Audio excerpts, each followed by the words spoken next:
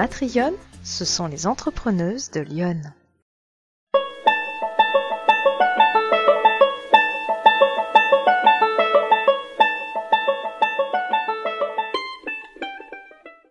Alors, comme je t'ai dit, j'ai bossé 3 ans au STIF comme assistante au plan de transport, division bus. Donc c'était le service qui gérait tous les transports d'Île-de-France au niveau des bus. Donc j'ai géré aussi les transporteurs privés et travaillé avec la RATP. Donc ensuite j'ai eu envie de partir à la découverte d'entreprises, des gens, enfin de pas m'encrouter dans un poste. En fait, j'avais envie de voir des gens différents et puis d'acquérir d'autres compétences aussi. Parce que c'est vrai que l'intérim, ça permettait d'acquérir des compétences nouvelles puisque c'était des postes différents. Donc j'ai fait assistante juridique, j'ai fait assistante d'un chef de projet. Et comme j'avais pas mal de compétences à la base, je leur faisais des choses en plus.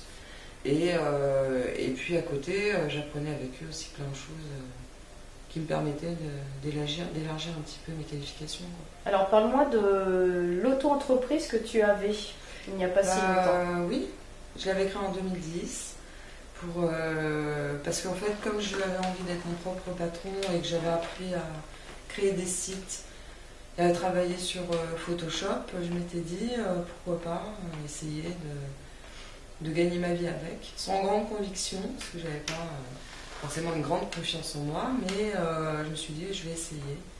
Donc c'était création de logo, création de sites, vitrines, et éventuellement de sites un petit peu plus élaborés, mais à partir de CMS. Donc moi je disais à la personne directement que c'était que j'étais pas développeur, que je pouvais faire un site un petit peu élaboré, mais à l'aide d'un CMS que je développais, que je personnalisais totalement, quoi.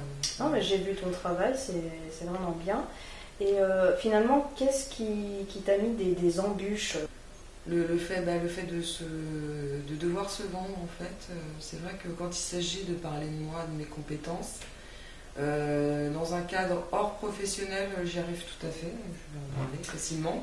Par contre, s'il y a un enjeu au bout pour que quelqu'un soit intéressé par mon travail et pour que je sois payée, c'est vrai que s'il y a cet enjeu-là, ça fonctionne beaucoup moins bizarrement. Parce qu'en général, je suis très bavarde et puis là, ça pique. Oui, c'est étonnant. Mais il s'agit que de quelqu'un qui doit reconnaître ma valeur financièrement, en fait, c'est vrai que ça pose un problème. Ça te pose un problème, d'accord. Et pourtant, tu as quand même cet esprit d'entrepreneuriat parce que tu gères donc la page Ça bouge à Sens et compagnie, que tu gères très bien, qui est vraiment professionnelle. Tu te démènes pour trouver des informations, c'est à la limite d'ailleurs du journalistique. Est-ce que tu peux nous en parler un petit peu? Au départ, je faisais partie d'un groupe qui s'appelait Que se passe-t-il en Seine-Lyonnaise au départ. C'était un groupe Facebook. Et un jour, l'administratrice a dit qu'elle souhaitait arrêter son groupe et proposait à qui le voulait de reprendre. C'est vrai que quand j'ai pris ce groupe-là, de ce que je voyais, de ce qui se passait à Sens, en fait, j'avais l'impression qu'il ne se passait pas grand-chose. Et donc, je me suis dit, ça va être une espèce de petit loisir comme ça. C'est une petite annonce de temps en temps. Et tu pensais pas que ça allait prendre tout ça, voilà. Tu pensais pas que ça allait prendre de l'ampleur? Non, parce qu'en réalité, c'est vrai que pour alimenter le groupe, il fallait quand même que j'aille à la pêche à l'info. Et puis donc j'ai cherché sur Google, j'ai tapé des mots-clés, Sens, Lyon, événements, concerts, pour voir des mots-clés qui ne me paraissaient pas complètement saugrenus. Donc j'ai trouvé des choses et puis au fur et à mesure, j'ai trouvé plein d'associations qui avaient l'air totalement inexistantes puisque j'en avais jamais entendu parler sur le groupe. Et au fil du temps, donc j'ai alimenté avec quelques affiches. Et puis c'est vrai qu'au niveau de la gestion du groupe, ça me plaisait pas tellement parce que je trouvais pas ça fonctionnel et pas très visible sur Facebook. Et du coup, comme j'avais déjà un peu j'avais déjà un petit peu l'expérience de la gestion de page pour autre chose. Du coup, je me suis dit, je vais créer une page, je vais supprimer ce groupe et je vais créer une page. C'est beaucoup plus simple à gérer, c'est beaucoup plus visible sur Facebook. Et donc là, j'ai créé la page et puis alors j'ai eu envie de mettre un petit peu de design, une bannière.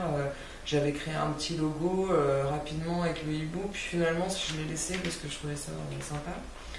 Et puis pareil, j'ai continué mes recherches sur les événements. Et au fur et à mesure, je commençais à y voir un peu plus clair, à m'organiser, à en mettre de plus en plus. Et vraiment à découvrir plein de... Enfin, un univers artistique à sens vraiment méconnu du public.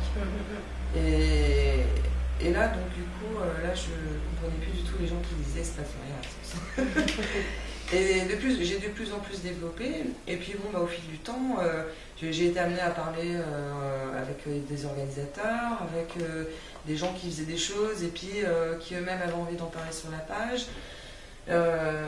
Et c'est vrai que ça s'est élargi au niveau culturel, artistique, divertissement. Enfin, il y avait vraiment un panel de choses à faire extrêmement large. Et donc j'essayais de me perfectionner au niveau de mes publications et de vraiment avoir une connaissance de ce que j'annonçais et des organisateurs. J'en ai rencontré certains.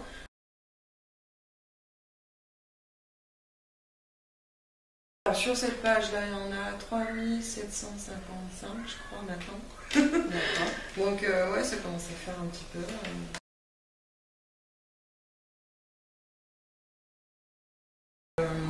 La ville elle a déjà un service communication, donc mon but c'était pas du tout de me substituer à ces personnes-là qui font déjà un gros travail. C'était au contraire pour les mettre en valeur, que ce soit l'office de tourisme, la ville,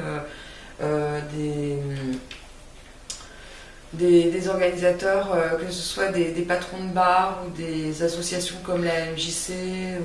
Enfin, c'était pour tous les mettre en avant et bien rappeler qu'ils existent. C'était vraiment pour épauler leur travail déjà, puisqu'ils ont vraiment un service culturel actif, comme tous ceux qui ont organisé Musique Essence. Ils ont fait un gros boulot d'organisation.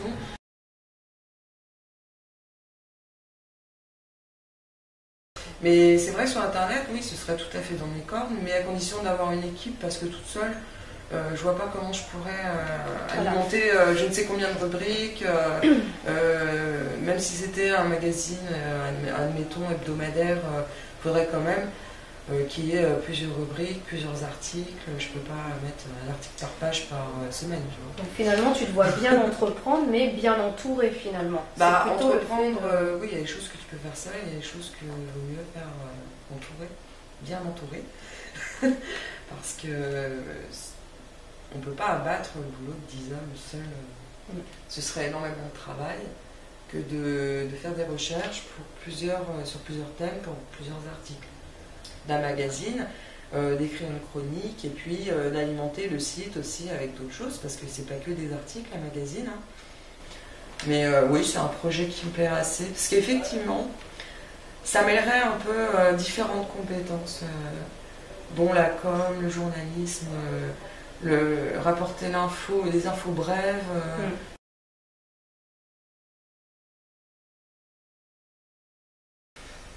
Moins d'hommes. Mais peut-être que les hommes devraient lâcher prise un petit peu et faire confiance aux femmes, je pense. Parce que je crois que c'est ça le problème. Parce que quelquefois, c'est pas forcément un problème de machisme, c'est juste un problème de lâcher prise et de délégation, en fait. C'est vrai que les hommes ont l'habitude de contrôler, de résoudre des problèmes. Ils ne peuvent pas vivre sans pratiquer ce genre d'activité. Même au quotidien avec leurs femmes, il faut résoudre le problème. Même si on n'a pas besoin de solution et juste de s'exprimer, de parler, il faut résoudre un problème. Donc ouais, je pense que les hommes devraient lâcher du lest un peu et laisser les femmes prendre des décisions. Comme ça se fait dans certaines cultures où les conseils d'administration sont composés de femmes et d'hommes à égalité. En Afrique, voilà. Et qui admettent tout à fait qu'une femme puisse être décisionnaire, en fait. C'est juste ne pas avoir peur de déléguer. C'est comme un chef, un patron. qui veut tout faire lui-même parce qu'il aurait peur de déléguer à ses collaborateurs. Je crois que c'est dans la nature de l'homme d'avoir cette peur-là, de tout rapporter à lui, de tout faire lui-même, je crois. En plus des machos qui ne supportent pas qu'une femme réussisse, bien sûr.